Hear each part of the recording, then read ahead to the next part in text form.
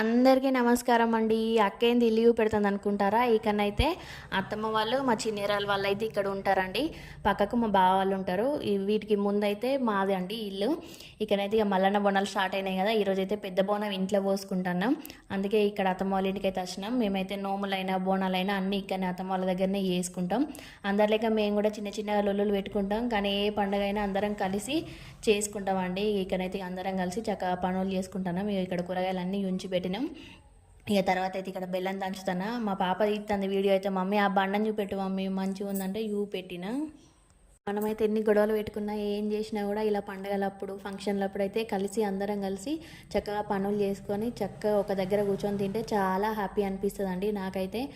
మరి మీరేం చేస్తారు, ఏం పనులు చేస్తారు, మీకు మల్లన్న బోనాలు ఉన్నాయా, ఎక్కడి వరకు వచ్చినాయి పనులు అనేది తప్పకుండా కామెంట్ బాక్స్లో అయితే కామెంట్ చేయండి. మీరైతే సబ్స్క్రైబ్ చేసుకోవడం మర్చిపోకండి, లైక్ చేయండి.